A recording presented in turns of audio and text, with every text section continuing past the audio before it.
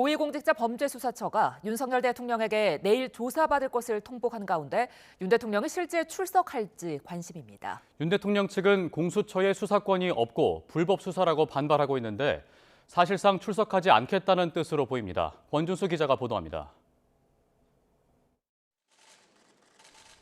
지난 26일 고위공직자범죄수사처는 윤석열 대통령에게 소환조사에 응하라는 3차 출석 요구서를 보냈습니다. 그러나 윤 대통령은 여전히 받지 않고 있습니다.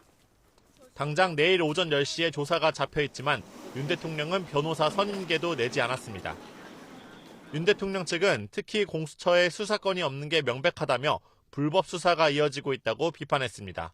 내란죄를 수사할 권한이 없다며 사실상 불출석하겠다는 뜻을 내비친 겁니다. 또 현직 대통령으로서 경호 문제가 있는데도 공수처가 미리 일정을 조율하려는 등 사전 조치를 취한 적도 없다고 반발했습니다. 반면 공수처는 직권남용 관련 범죄로 내란 혐의를 충분히 수사할 수 있다는 입장인데 윤 대통령이 조사에 나올지 상황을 지켜본 뒤에 다음 절차를 검토한다는 입장입니다. 통상 수사기관이 3차례 이상 불렀는데도 나오지 않으면 체포영장을 청구하기 때문에 강제 수사에 나설 가능성도 배제할 수 없습니다.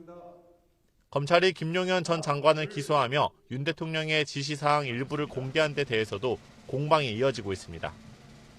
윤 대통령 측은 김 전 장관의 공소장인지 윤 대통령의 공소장인지 구분이 안 된다면서 검찰이 일방적인 주장을 펼치고 있다고 반박했습니다.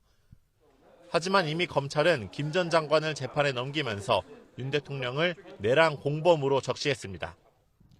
검찰로부터 윤 대통령 사건을 넘겨받은 공수처가 3차 소환 통보까지 했지만 대통령의 출석 가능성은 여전히 낮아 보입니다. 초반 강하게 수사 의지를 보였던 공수처가 어떤 대응에 나설지 주목됩니다. YTN 권준수입니다.